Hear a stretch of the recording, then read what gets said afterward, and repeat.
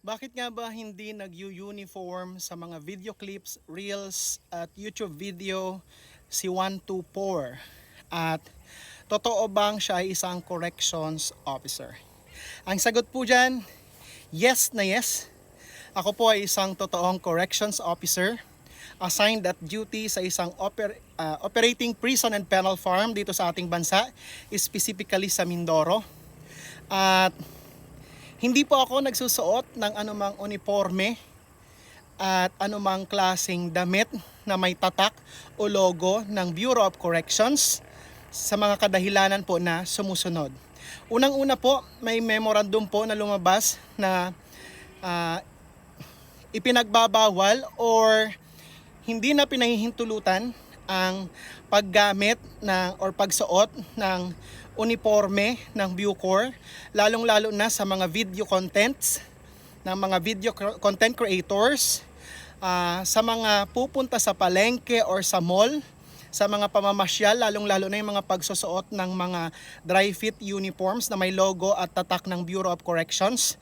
At higit sa lahat ay PIO lamang po ang inaatasan ng Bureau of Corrections na mag-post ng mga activities, pictures, and videos na ginagawa ng Bureau of Corrections. So, sa mga tulad ko po na nagko-content creator, siguro po ay malinaw sa atin na bawal na pong mag-post ng kahit na anong video clips ng programs at kaganapan ng Bureau of Corrections, whether it is beyond your duty or on duty.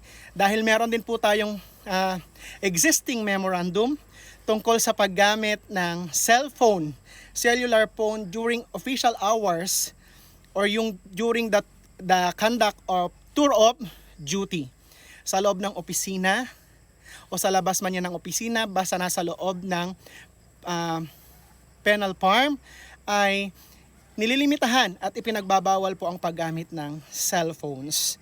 Lalong-lalo na po yung mga nasa loob ng mga prison camps. So, kung may nakikita po kayo mga ganong contents and posts ay sana maging aware sila na merong existing memorandums on that. At bilang isang sumusunod sa patakaran na Bureau of Corrections ay lagi nyo po ako makikitang magpo-post ng videos, reels, and short clips na hindi naka-uniforme. At kung sakasakali man po na meron akong suot na dry fit, tinatabunan ko po or tinatakpan ko po yung mga logos ng ating ahensya. Ito po ay isang pagsunod lamang sa existing memorandum. Kaya paalala sa mga kapwa ko nagko-content creators, sa mga kapwa ko nagpo-post sa Facebook or kahit na saang social media platforms, lagi po nating tatandaan, may existing memorandum po sa tamang pagsusuot ng uniforme, sa tamang paggamit ng uniforme, at sa pagbabawal o paglilimita sa paggamit ng cellular phone. Ito po ay isang paalala lang, wala po akong pinapatamaan. Ito po ay para sa ating lahat. Dahil ako po si 124, ang inyong certified kupal. Kung hindi mo ito bibigyan ng pansin at iyong kukupalin, ikaw ay isang malaking kupal. Bro! Kupal Tots! Masakit pero may saysay. Tinutulungan ko kahit minsan mahirap.